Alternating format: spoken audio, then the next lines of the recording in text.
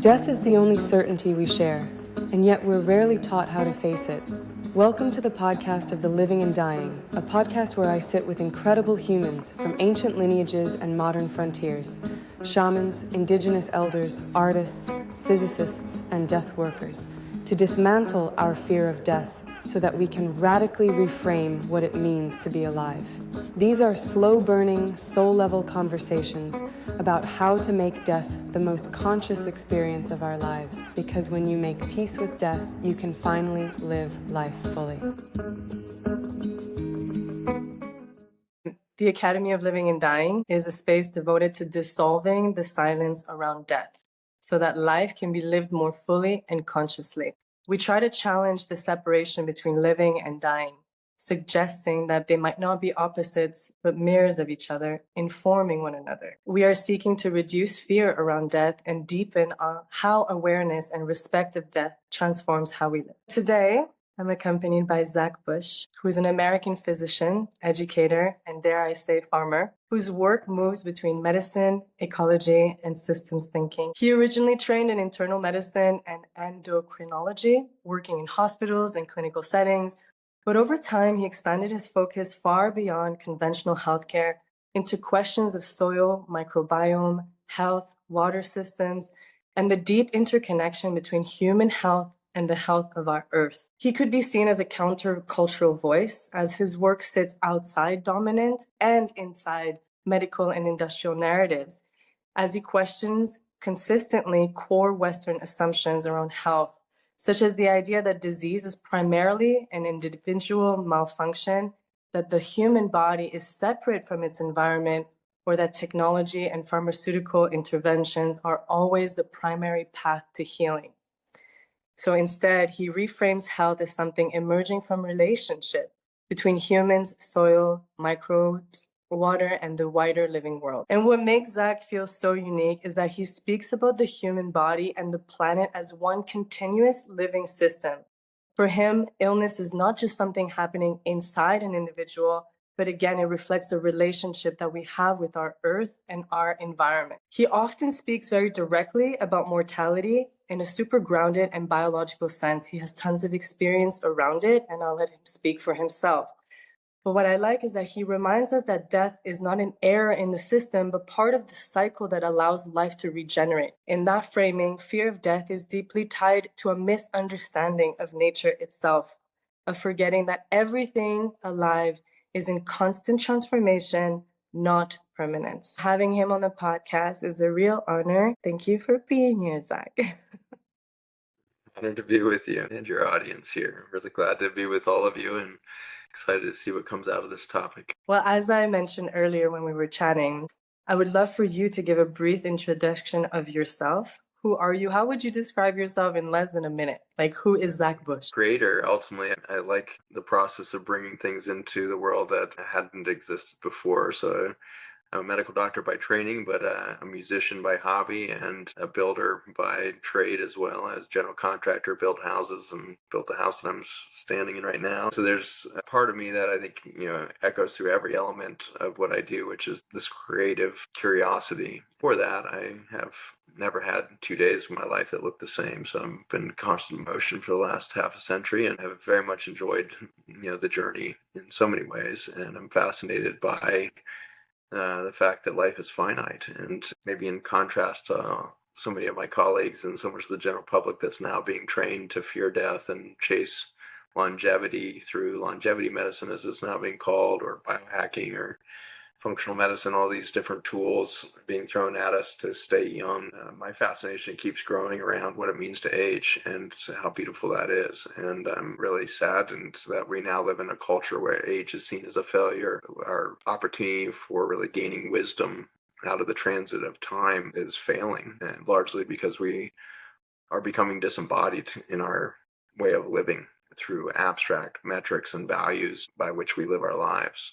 Abstract metric as simple as the US dollar that drives global economies. It's a figment of everybody's shared imagination that this thing even exists. But this abstract concept of money, or this abstract concept of healthcare as a pharmaceutical solutioning system, all of these abstract realities have required and erupted from our vulnerability of disembodiment. And so when we stopped building things, when we stopped growing food, when we stopped crafting with our grandmothers, when we stopped dancing in the streets together and around fire pits at night, when we stopped telling story by that fireside, when we stopped staring into the night sky to remember the context of human life every night within the scope of the cosmos, it became very vulnerable to these abstract stories and abstract value systems and metrics that we now live by.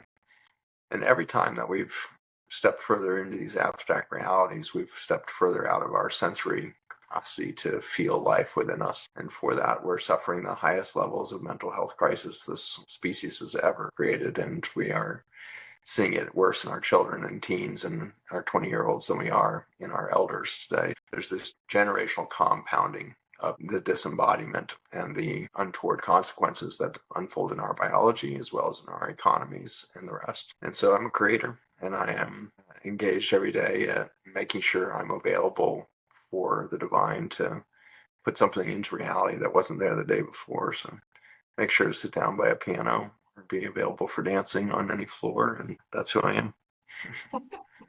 Thank you. I wanted to ask, when was your first encounter with death and this idea of impermanence? I think we're surrounded by death in ways that we don't even notice as children because we haven't been trained to see it as a problem. And so there was certainly some death happening around me when I was quite young. I grew up in government housing, kind of subsidized housing. It's not called Section 8 housing in the United States, but it's a subsidized housing market for people living under the poverty line. So grew up in this space with a lot of adult stress around me.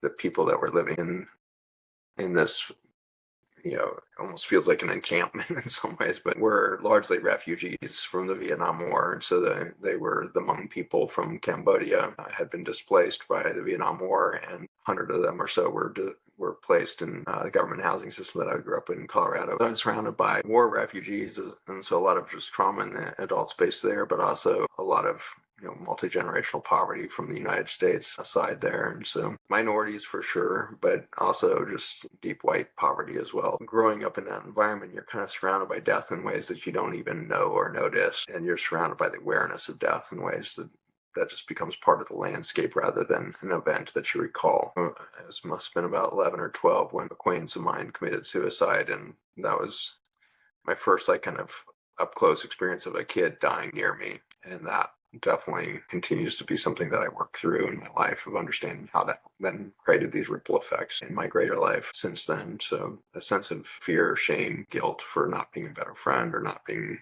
aware. As an 11-year-old kid, you can put all kinds of weird stories on top of a tragic loss like that. And then it would be towards the end of my teens and early 20s that I would end up over in the Philippines birthing babies, and certainly saw some death there in the Philippines and saw a lot of birth and life coming forth from abject poverty that made my quote-unquote poverty of my childhood look quite abundant and affluent. And so saw a whole different version of poverty in the squats and townships of the Philippines there, these squatter villages of tin shacks under floors, and birthing babies in these spaces to women that were profoundly malnourished, and watching just the miracle of life come out of them regardless. That has stuck with me as well. So I think those first couple of decades of my life, I was just really mixed up in life and death in subtle ways that shaped me as I started heading into my medical career through my 20s and 30s. It's interesting too, because missions is to challenge the narrative that there's a separation between living and dying. So that they're not opposites, but that they're mirrors informing one another. What did seeing death teach you about life? And what is your opinion on the relationship between life and death? I think by the time I was conscious of death around me, certainly that early death of some suicides, that was the first of multiple suicides that happened around me over the years. And so I had friends suiciding all the way through medical school. And one of my good friends in medical school and bandmates, he was our lead guitarist in my little band, and he committed suicide just as we finished our training together. So it just kept following me through life in regards to watching people, especially people with extreme creative capacity, really being tortured in these bodies and escaping back to this greater reality of grounded context of true identity. Suicide's ultimately the re-embodiment of an identity that's permanent and unchanging and is probably unflappable, and that identity can't store human trauma or human memory. That identity has been here since the beginning of time as a fractal of source itself. And so suicide's basically the final escape from an abstracted system of realities where we are disembodied to the point of numbness, and did suffer through some major depression much later in life. That was a shocking experience because I had been a doctor for 15 years by that time and had been treating depression in my own family as well as in my patients for all those years, and just assumed I knew what depression was. It must be feeling blue or feeling disconnected, or it's actually numbness, and that's why we end up killing ourselves.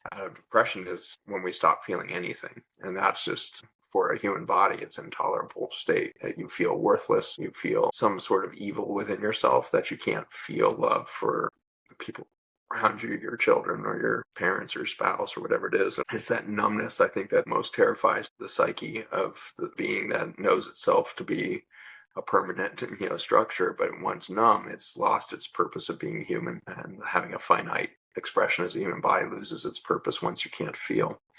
And so it's also been my great reminder as to your point, which is, what's the difference between life and death? One is a finite capacity to feel through finite senses, and the other one is an infinite capacity to feel. And that's where you get into unity consciousness, and everything's connected in singularity that we see experienced in near-death experiences all the time. It's what people are chasing when they're out doing plant medicine ceremonies and everything else. They're trying to get to that singularity moment of like, oh, we're all connected, everything's connected, the stars are connected to me, I'm the stars, I'm the moon, I'm the ocean itself. This sense of interconnected realities is what we're chasing in not just ceremony, but just all the illicit drugs that are going around, all the amphetamines and everything else that we're calling medicine now and ceremony and all this stuff. It's actually just pharmaceutical stuff, ketamine and all the amphetamines, MDMA on down. So we're using these pharmaceutical drugs as maybe bridges at best, but disembodiment tools to get into these peak states of experience that make us for a moment feel we're not alone. I can feel something, but then to find ourselves back in the body moments later without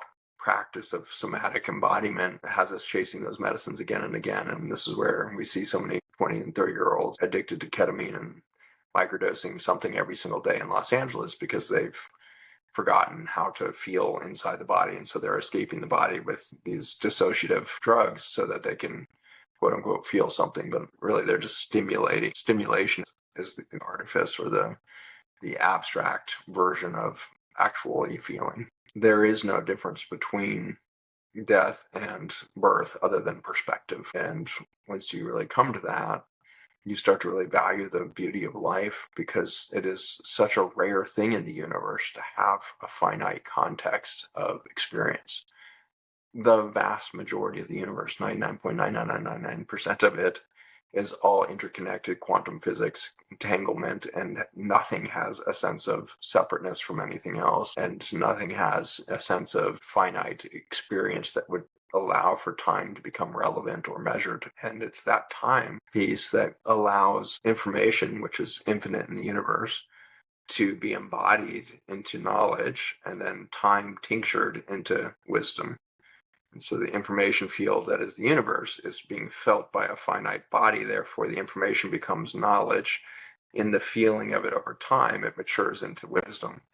So this process of the movement of energy, which is information, into knowledge, into wisdom, is this beautiful thing that can only happen in a finite system that perceives itself separate from everything for a moment. And humans, I think, are very unique in the belief that we are, or the perception that we are, separate. Wisdom is embodied in the experience of life. Do you believe that wisdom is not a conscious choice?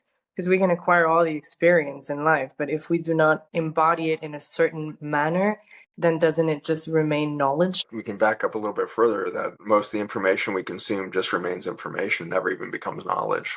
I would say that's probably 5%, if not more, of the data that is consumed by a human being in today's media environments, and the pace of productivity that is measured through all of these optimized systems with AI and all the rest, doing all of this stuff to speed things up. And at this pace of information encounter, it doesn't even have time to settle into the body to become knowledge. And the main thing that disrupts the movement of information to become knowledge is context.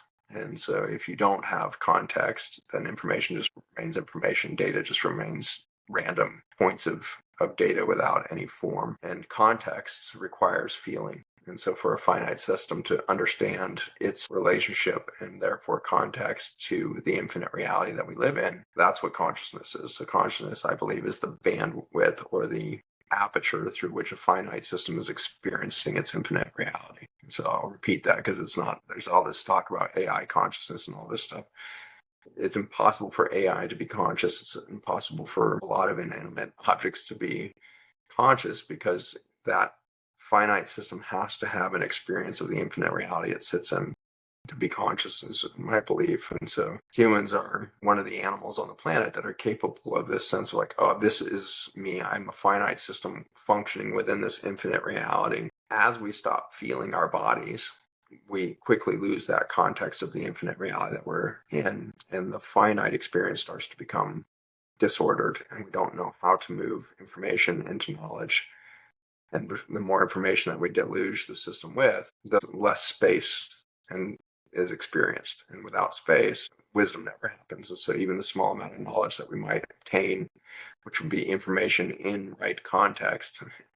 And so as information becomes knowledge by connection to right context, it still requires time and the space of experiencing that knowledge, so that the movement of that knowledge base now can be felt. And as it moves, then you get different perspectives on it. And so if I look at something like the religious beliefs and stories that I was told as a child of my Christian religion, and absorbed an enormous amount of information that became knowledge of scriptures over a 30-year period of studying Greek and Hebrew scriptures and all of this. And all of that became a lot of learned information through learned experience, a knowledge base. But it wasn't until I saw that knowledge base interact with death and dying in the ICUs and then in my hospice work, and admitted 80 patients a week to die as a hospice director for 4 years. And so 80 times 52 times 4 years, you end up with thousands of people dying. And suddenly watching this knowledge of ancient scripture moving through my own personal lived experience gave me a radically different perspective on what those stories were, what was real for me, what had been perhaps taken out of context and therefore become dogma rather than some sort of formal truth. And so that all of that required the movement through life, and my own lived experience had to mature that knowledge base into wisdom. I would say the same thing for my medical training. I spent 17 years in academia training into 3 subspecialties of medicine, and was developing chemotherapy in the laboratory as drug development grants and all of this. And it would take another 15 years after leaving the university, after it's kind of spit me out the back end there, to allow all of that knowledge base that I had accumulated and all of that education to become learned experience, the learned experience turning knowledge again into wisdom, and starting to see patterns that I could not have seen when the knowledge was handed to me the first time. And so this is where the wisdom comes. It's the continued experience of living with a knowledge base that was organized through information coming into the context of the finite reality of life. Life is this beautiful finite expression of infinite physics. The being that you are is a biophysics phenomenon. So your original identity existed before the human body and will exist after the human body. And that's what you learn in the death and dying process as well as in the birth. So when I'm birthing babies in the Philippines, I watch these souls popping in, and they come in with these radical, godlike eyes that can pierce the veil and suddenly show you something about yourself that you didn't know. Here's a child who has barely taken its first breath, and it's providing you a mirror to see some really radical truths about your own sense of reality, your own beliefs, as you take information into knowledge, into wisdom. These children are carrying a very thin veil between that permanent long-term identity of the soul and this finite physical body, the biophysics of being alive. And so death is the release of that on the other side. And you can see this again and again with those near-death experiences at the bed of a hospice patient or whatnot, or a loved one dying. You're experiencing that back and forth of, wow, that they have access suddenly to the entire knowledge field, and they get to see their life backwards, which is instantaneous wisdom. And so when you have reconnection to the entire knowledge field and then still live in the body long enough to breathe that into context of a lived short-term finite life of 80 years, suddenly wisdom crystallizes instantly. And as those patients pop back into the body and can speak to their loved ones for a moment, the wisdoms that they will drop at those moments will often erase decades of estranged relationships and traumatized emotional context and everything else, erased in a moment because they just turned all of the lived knowledge into wisdom and the crystalline perspective of seeing the finite and the infinite dance together. I'm so curious to know what some of these wisdom nuggets during your time in hospice care, what were some of the patterns of wisdom that would come out from those last moments lived from your patients? The one that was most disruptive to my spirit in some ways was all of the people that, even before I got to hospice, it was happening in the ICU. The most memorable night I've talked about a few times on podcasts and such, which is a night in the ICU where I resuscitated 3 patients back to back, which is a relatively unique situation where you have 3 patients. One of them was an 18-year-old. One of them was in his mid-50s dying from complications of HIV and AIDS, and the other one was in his late 70s dying of complications of heart disease and diabetes. You couldn't have found more different human beings and human lives, radically different experiences all the way through.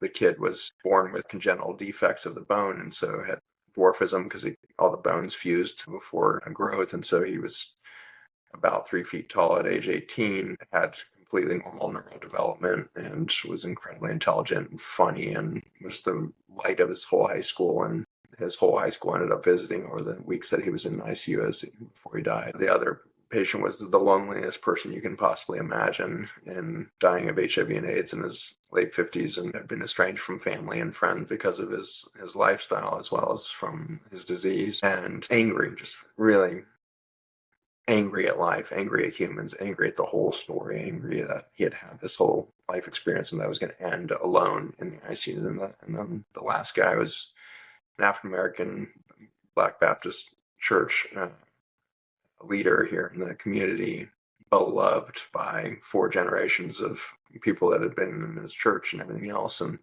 so he had hundreds and hundreds of visitors over his couple weeks before dying.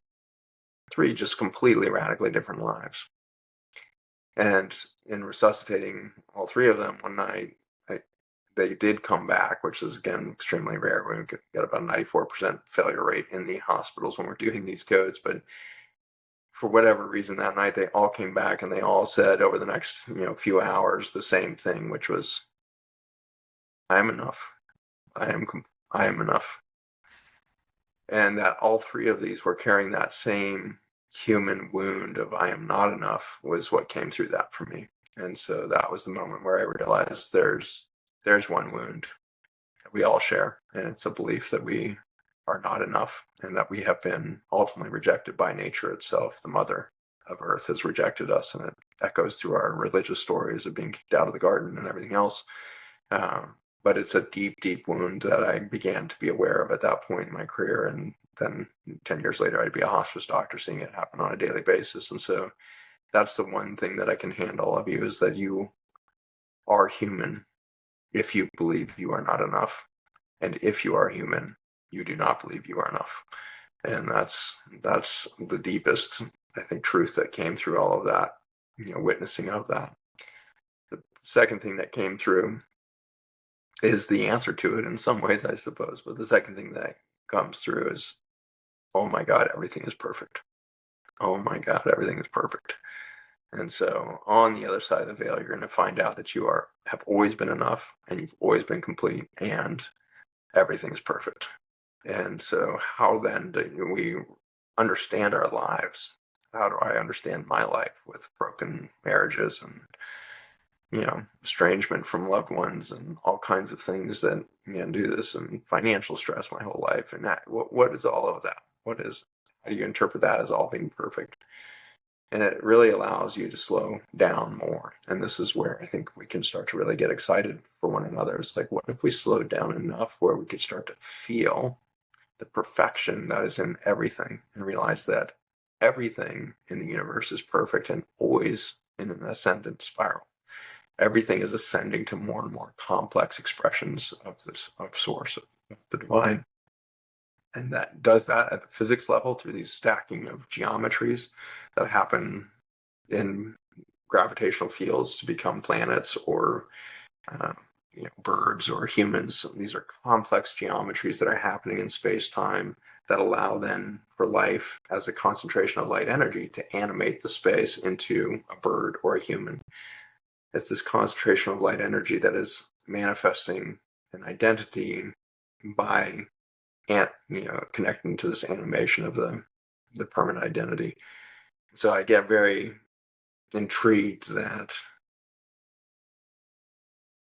the human wound is so simple to understand. I think all chronic disease and all mental health and all socio-political strife ties back to the same wound. Everybody's running around with some sort of abandonment disorder and a deep inferiority complex that they're not enough. And so that's the journey we're on ultimately as human beings now, is what if we didn't have to wait till our last few breaths to find out that we are enough and everything is perfect? What if we start to live an understood context of life, which is everything has to be perfect in a universe that is this complex, this interconnected, this intelligent, this beautiful? How could anything not be in its right place at its right time? And the darkness and dysfunction and suffering that you might be feeling right now is somehow a perfect polarity to another experience that you're about to have or have already have or are preparing to have in a parallel universe. And so this is how we could start to live together with this constant curiosity towards one another of, wow, what you're going through looks brutal right now. What if we just sit in that pain and really feel where that's happening in your body? Tell me where you're having pain right now. And once you identify that, now follow that string into a story.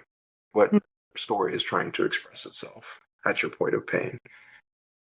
And in there, you're going to find the perfection. In there, you're going to find out, oh my God, this pain is because this happened, and this is experiences bringing me to this awareness so that I can integrate this and I can complete the grief from my childhood, or I can complete the grief of my marriage, or whatever it is that you're going through.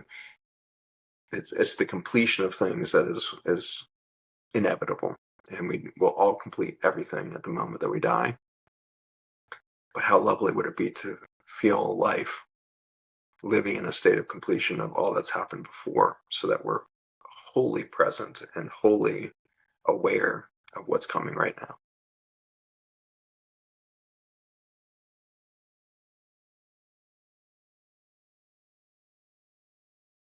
I had the opportunity to be in one of your retreats.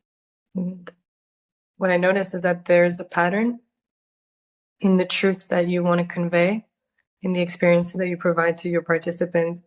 And one was very much somatics. Every time we even began having a conversation or listening to you or having any of the breath works, actually everything always started with somatic work.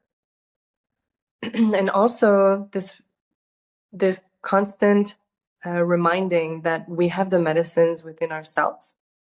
Because what I hear, Zach, is that we find this awe moment, perhaps when we die, to remember that we are perfect and complete. But my question then is there a way to find this truth while we're still alive? Maybe this answers my question more or less because of the somatic works that you introduce into your retreats, into life. But if I direct the question more, how do we find, or how do we remember this truth that we're complete and perfect while we are still alive without having to wait until the moment that we die? Yeah, I think it's one of the most important questions for us to come to, and there's fortunately many answers to it. There's many techniques that have been perfected over the last few thousand years to help us become grounded in the somatic reality of a finite body that is an expression of an infinite being in an infinite universe. And so those practices have come to look like yoga, tai chi, qigong.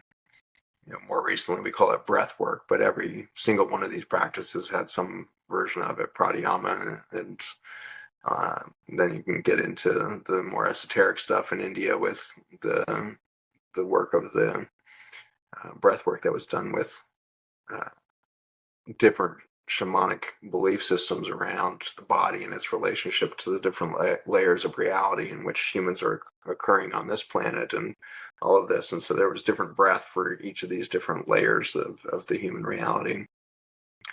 The qigong and tai chi all had their own breath work, mechanisms in there to reach different states of somatic awareness. None of them were for escapism. And that's really what yoga is about, is get in the body and hold a pose until you're uncomfortable so you can remember that what the body feels like. And these mudras, or these positions of the body, also allow for you to realize that this body is an antenna and it can absorb a massive amount of information. And once it's somatically felt and experienced, then it can become knowledge, and then it becomes wisdom with time. So that's why these practices persisted for thousands and thousands of years, was because they were so critical in helping people reach that state of completion, that state of awareness of everything is enough, everything is perfect. That's why these practices were done. So we have thousands of years of indigenous work, in every culture on the planet that created some version of all of that.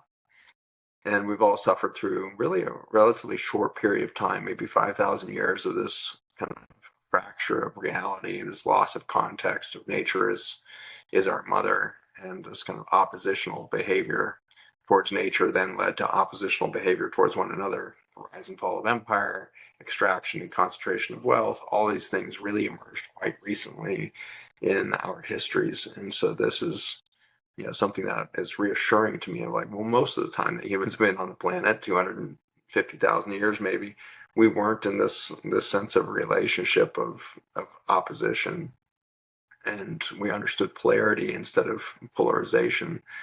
Polarity being not only the acceptance, but the recognition that without your opposite, you don't have an identity that's secure or relevant. And so polarity is something we're moving back into. And this is where we will lose judgment on when we do feel fear, guilt, shame, pain, suffering, depression, anxiety, sleep disorder, whatever it is. When we stop having judgment on any of that and start to recognize this is an experience, it's just an experience. And if I fully experience it, it's only going to be here for a moment. If I try to suppress it and avoid it and shortcut it, then it's not going to be able to complete, and I'm going to have to stay in this state or keep returning to this state until it's done. So your final opportunity and necessity for that finishing is at the point of death, I'm sure. But by every day bringing ourselves to the willingness to die to all that we're attached to and allow completion and flow to recur in the body. You can do that through the movements, through the breath, through the practices. And you can quickly get yourself to the point where you're doing this constantly while you're driving, or while you're, listening to your mother, talk to your grandmother at the bedside, whatever it is. And these moments where part of you is bored. And this is the beauty of boredom, is this is where there's actually time for the essence of something to come forward. And so finding opportunities to reach into these deeper depths of experience through the sensory somatic expression of a body, when boredom presents itself, is when wisdom suddenly will present and remember itself to you very quickly. Incredible, Zach. Thank you so much. What I hear you say is find the moment, find space to be bored, find space for wisdom or knowledge or intelligence to come through you beyond the doing. And so it's not just moving the body somatically to remember our relationship with the infinite through the finite body, but it's to stop moving, actually. And to Yeah, take I think time that's to one of the keys for sure. Is stillness, comes in as a deep therapy there. And so in the same way that boredom might be the stillness in the information deluge, physical stillness creates a capacity for sensory reorientation that's very important. If you're constantly in motion, you again can lose track of the context in which your motion is occurring. So if you jump out of bed in the morning, run downstairs, get the kids out of bed, and run around for the next 12 hours like a maniac, and then try to flop down on the couch and then take in some piece of entertainment for a while or flip through a social media feed, there's absolutely no space in that day for you to experience the amount of flow and information and productivity and creativity that nature is doing all around you.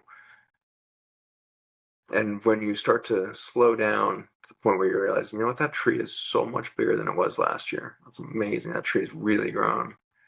I need to make sure I get out there with my kids this year when the cherries come onto that tree, because I think we missed it last year. We were out of town and I was distracted and they were there for a moment, but I don't think we even picked any cherries last year. Like I need to make sure that we do that this year. Let's get the cherry tree on the schedule. These are the things that become just obvious when you just stop for a moment and look around and be like, my gosh, look at how that company grew last year without anything I did, or look at how these products have really perfected themselves. I didn't do that. A bunch of other people did that. And so, but if all you did was answer emails all day and didn't take that stillness to find the context in which all your busyness is happening, you're going to lose a sense of purpose real quick, and that purpose will be taken over by somebody else in vision statements, mission statements for a company or whatever it is, and you're going to lose track of your massive transformative purpose of being human and being finite for a moment. I love that. Let's get the cherry tree on the schedule. Hey, I wanted to chat with you a little bit about the rise of the death doula. With the generation of the baby boomers coming to their deathbeds, there is a desire for alternative death accompaniment. Can you tell me a little bit about your thoughts on what a death doula is and the importance of having someone at the bedside when at the final breaths of your life? Yeah, a death doula, very much like a birth doula, is somebody who's trained into presence in these situations of big transitions. And so the transition that comes with birth or death is done much more effectively and with a lot more grace and peace if it's witnessed. And the witnessing is really what a doula is there to do. The midwife is running around preparing the hot water and getting ready for the transition of sheets and making sure that the mother's breathing enough and is busy doing. The doctor is busy doing in the hospitals and the OBGYN and more. But the birth doula is sitting present with the mother, aware of her journey, sitting present and available to witness the arrival of a new being in body as the infinite expresses a new finite version of itself. And so that death doula is there to presence the whole situation while everybody else is running around in the doingness. And so that beingness or the presencing of a doula is one of the greatest things that you could ever bring into your space. A doula is also somebody who has been trained to know that this thing is going to happen without any intervention. A midwife and a doctor are often trained that if you do these things, this outcome happens. If this outcome starts to look like a threat, then you're going to do these things. The death doula is not trained to think that there's anything to be done about the pain or the suffering of the thing. The death is inevitable. It's here. It needs to be witnessed. It needs to be presenced. And so that creates the mirror for that moment of wisdom to come forward as the person dips across the veil, experiences the perfection and completion and wholeness of itself. I am enough.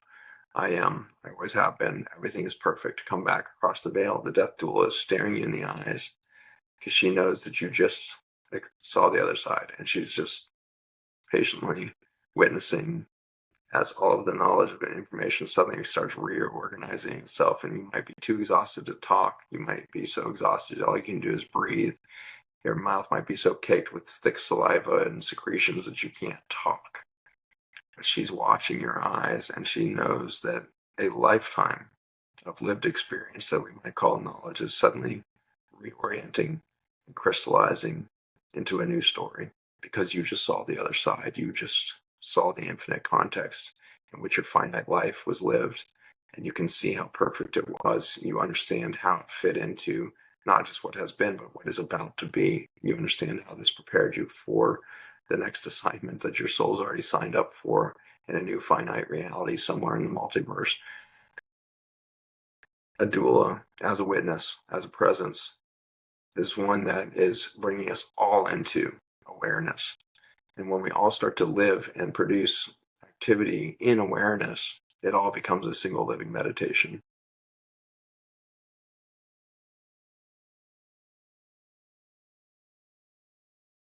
I only have 3 more questions left.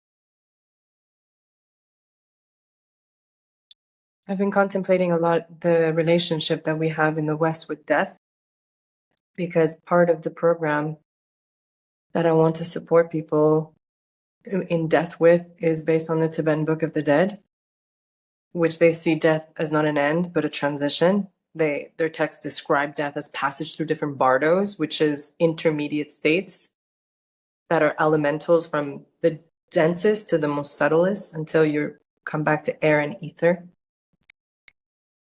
It makes me contemplate the cultures that see death as sacred, and then where we are at in the West, how we can support a transition from a more clinical view of death to a more sacred death in the West. Open-ended question.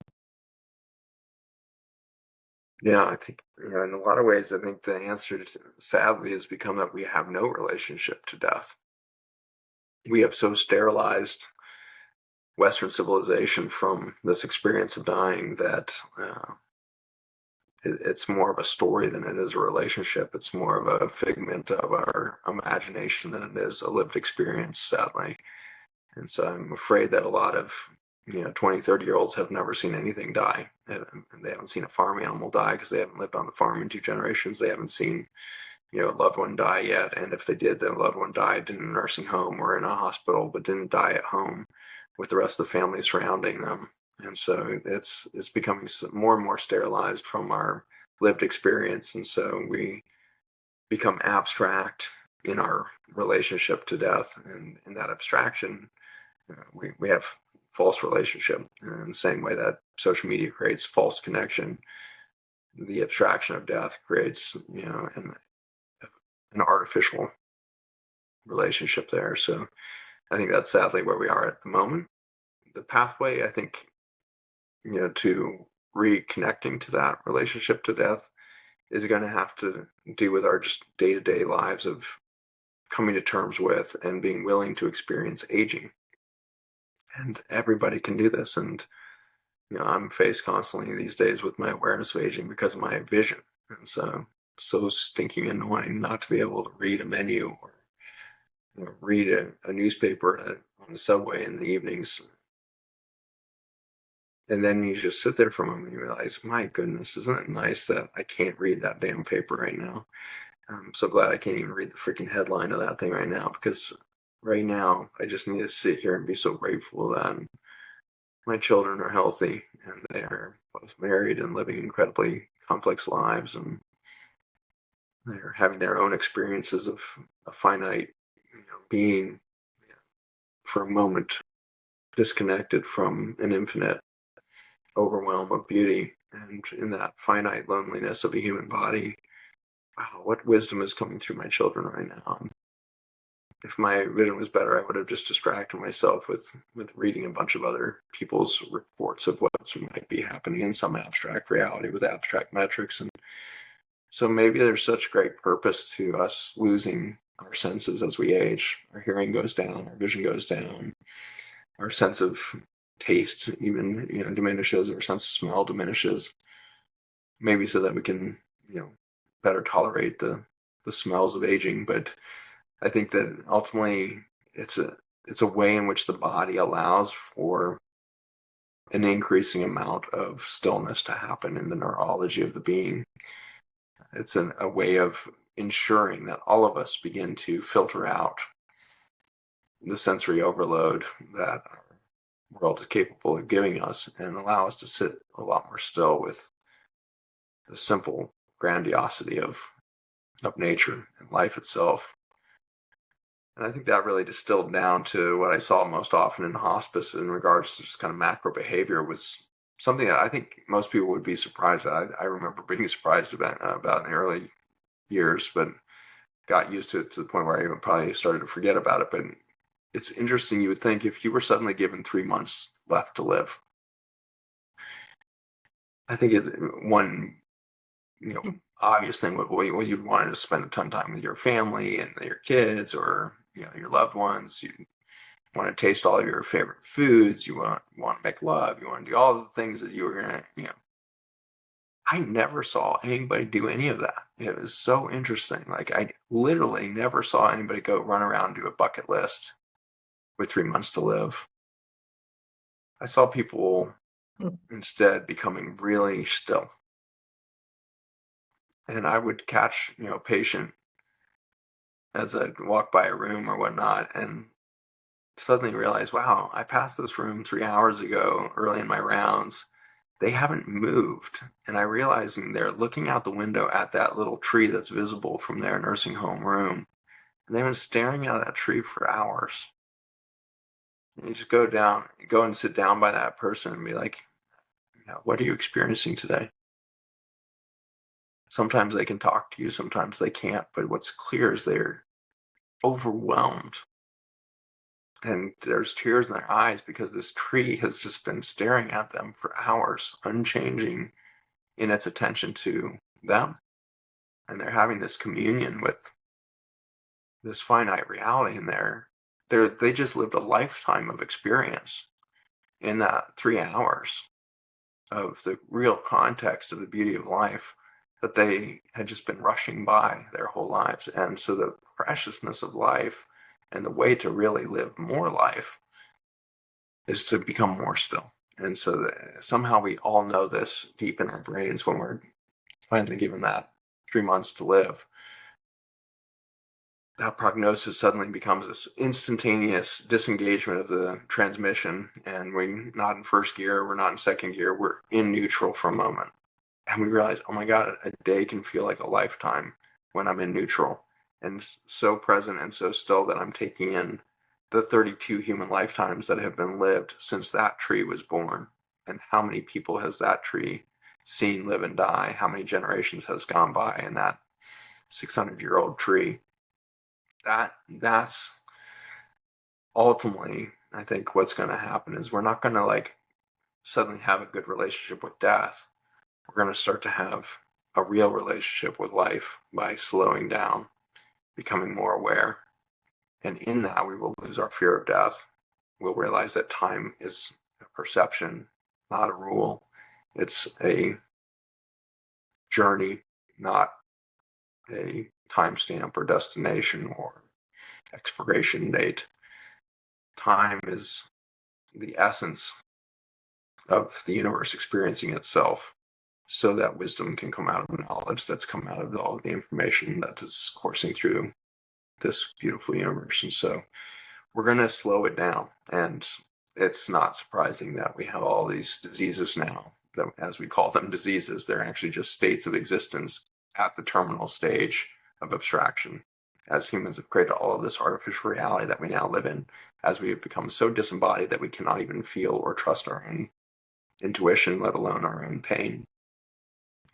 In that loneliness, in that isolation, in that numbness, in that disembodiment, we reach these states of torture that require more and more disembodiment to tolerate. And so it's inevitable that we're going to develop then conditions of chronic fatigue, chronic pain, chronic brain fog, neurologic disarray, sleep disorders, sexual disorders. The biology has to slow itself down at these stages of, at late stage or end stage abstraction, where everything is now measured by optimized performance, optimized, productivity, optimized, sales, optimized consumption, optimized, biology through your biohacking. And so all this optimization pressure, which somehow became the abstraction of life itself, is driving our biology to a point where it can't keep up. And so we're checking out into these more biologically, somatically real states that we now call chronic disease, chronic inflammation, chronic disorder, chronic fatigue, when in fact the body is simply saying, stay still, just slow down, get the cherry tree on the calendar, let's fucking make some pies, let's slow this brain down, let's slow it down. And if we then just judge that and diseasify that of like, well, this is a non-productive person, hardly worth their salt in this society now, they can't take care of their company or their paycheck or their things, that's clearly just dysfunctional. That's a natural function of a biology that's suffering late stage abstraction, artificial realities. And so the pain in your body, the exhaustion that your body is feeling right now is the only thing that might be real in your life right now. And if you come to terms with that and start to follow that, you're going to find a beautiful reality. And the fatigue will lessen when you stop trying to do life and you let life flow through you instead. And it's inevitable. The diseases will make sure. I wanted to thank you for your time, Zach. So this is the first of many conversations, I'm sure. And there's so much material that just allows for this rabbit hole to go in and in and in, to have endless questions. But for now, thank you for all the work that you're doing. Thank you for taking the time for our listeners as well, and for me and for all of those around you. I see the divine moving through you a lot, and you're always helpful to all of your communities. So I'll speak to you soon, and thank you. Blessings on all of you. Thanks for the time.